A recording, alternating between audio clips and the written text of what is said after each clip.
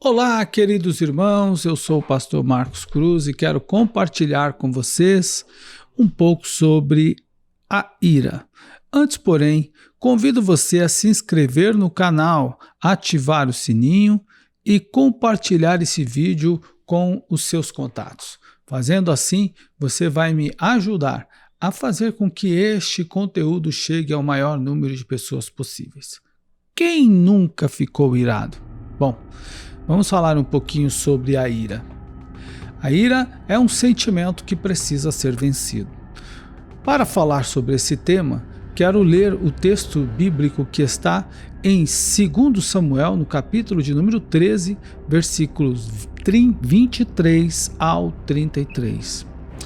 Depois de 2 anos, quando os tosqueadores das ovelhas de Absalão estavam em Baal-Azor, perto da fronteira de Efraim, Absalão convidou todos os filhos do rei para se reunirem com ele. Absalão foi ao rei e lhe disse: Eu, teu servo, estou tosqueando ovelhas e gostaria que o rei e os seus companheiros estivessem comigo. Respondeu o rei: Não, meu filho, não iremos todos, pois isso seria um peso para você. Embora Absalão insistisse, ele recusou a ir, mas o abençoou. E Absalão lhe disse: Se não queres ir, permite, por favor, que o meu irmão Aminon vá conosco. O rei perguntou: Por que iria ele com você? Mas Absalão insistiu tanto que o rei acabou deixando que Aminon e os seus outros filhos fossem com ele. Absalão ordenou aos seus homens, dizendo: Ouçam, quando Aminon estiver embriagado de vinho e eu disser: matem Aminon, não tenham medo. Eu assumo a responsabilidade, sejam fortes e corajosos. Assim os homens de Absalão mataram Aminon, obedecendo às suas ordens. Então todos os filhos do rei montaram em suas mulas e fugiram. Estando eles ainda a caminho, chegou a seguinte notícia ao rei: Absalão matou todos os teus filhos, nenhum deles escapou. O rei levantou-se, rasgou as suas vestes, prostrou-se com o rosto em terra, e todos os conselheiros que estavam com ele também rasgaram suas vestes. Mas Jonadab, filho de Simeia, irmão de Davi, disse: Não pense, o meu senhor, que mataram todos os seus filhos. Somente Aminon foi morto. Mas essa era a intenção de Absalão desde o dia em que Aminon violentou Tamar, irmã dele. Bem, queridos irmãos, vamos meditar um pouquinho sobre essa história e extrair daí lições sobre a ira. Vamos passear por outros textos também. O texto é uma narrativa dos eventos que envolveram Absalão, Aminon e Tamar, filhos de Davi, rei de Israel. O interessante nisso tudo foi que Absalão, ainda jovem, por 2 anos, arquitetou o plano para matar o seu irmão e executou o seu intento num momento em que ninguém esperava.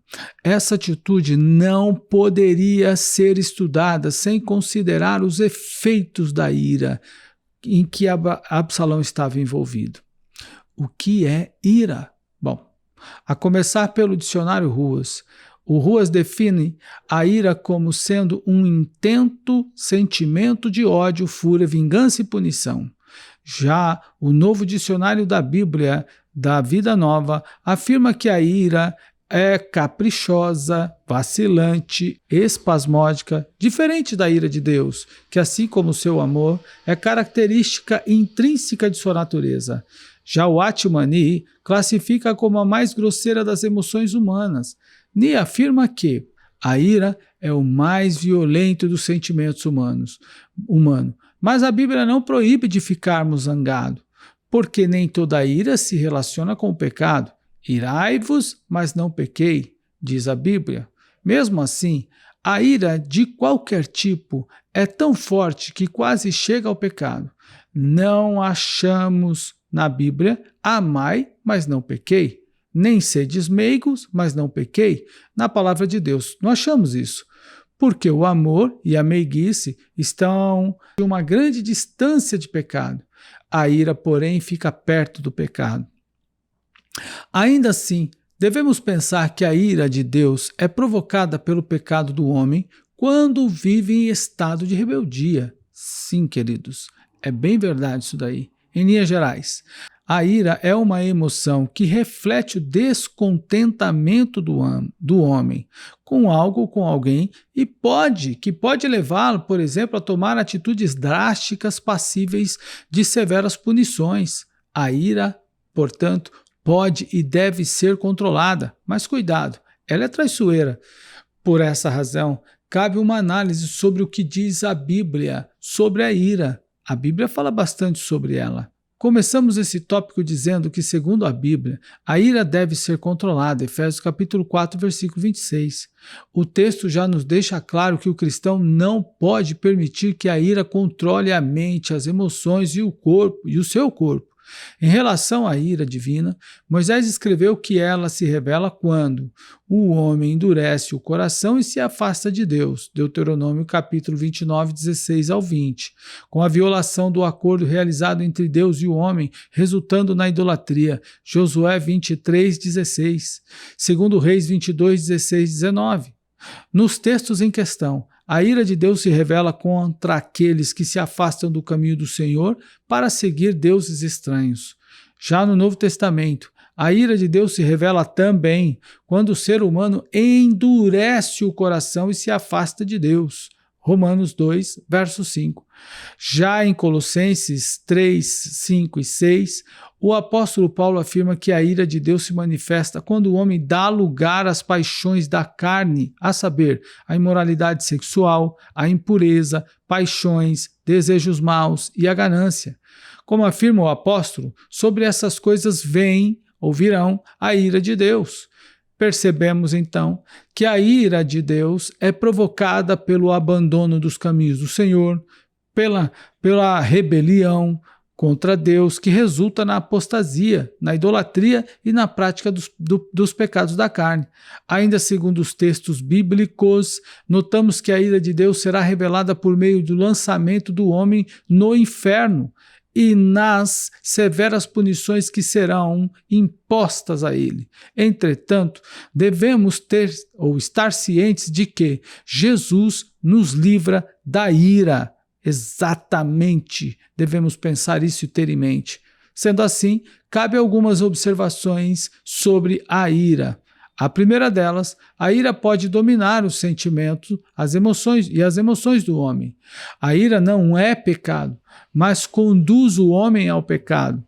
Se a ira não for controlada, o resultado será o pecado, como aconteceu, por exemplo, com Caim, no livro de Gênesis, capítulo 4, versículo 5, que ficou irado por causa da recusa de Deus da oferta que ele havia dado.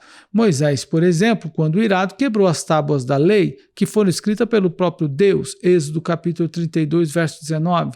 Absalão, irado, matou seu irmão, como fizemos a leitura recente, no início desse trabalho. Bom, então, como combater a ira? De acordo com Atmani, a ira somente será controlada se o homem tiver sido quebrantado pelo Espírito Santo. Ainda segundo o autor, o homem quebrantado não se entrega às provocações originadas no mundo exterior, independente do tamanho e da intensidade do barulho externo. Esse homem não se entregará à ira. Dito isso, passemos então às informações de como combatê-la. Bom, em primeiro lugar, para você não ficar irado, evite e rejeite a ira, como no Salmos 37, verso 8. Segundo, busque a paciência e dê lugar a ela, Provérbios 15, 18. Ignore as ofensas, Provérbios 19, 11. Fuja dos amigos impacientes, Provérbios 22, 24. Tenha consciência das punições que sobrevirão aos descontrolados, Mateus 5, 22.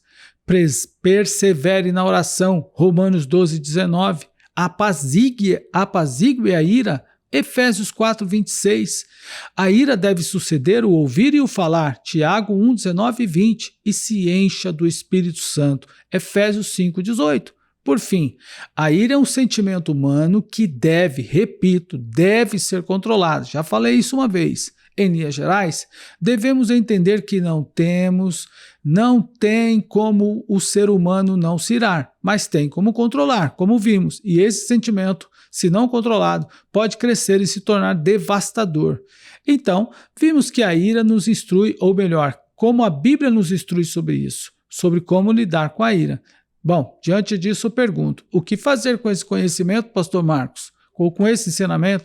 Em primeiro lugar, como qualquer pessoa, você também vai ficar irado em qualquer momento. Em seguida, tenha clareza de que a ira não pode ganhar espaço em sua vida. Certamente, se ganhar, o desastre será grande. Depois, evite a companhia de pessoas que não controlam suas emoções e que atiçam a ira. Elas podem te atrapalhar na dominação desse sentimento horroroso. Por fim, fuja da ira e se submeta ao Espírito Santo. Ele é o único capaz que pode manter você longe da ira e dos seus efeitos devastadores. Querido, se você gostou desse vídeo, compartilhe. Dê o seu like, se inscreva no canal e nos ajude a enviar esse conteúdo para o maior número de pessoas possível. Eu sou o pastor Marcos Cruz. Até o próximo vídeo. Um abraço.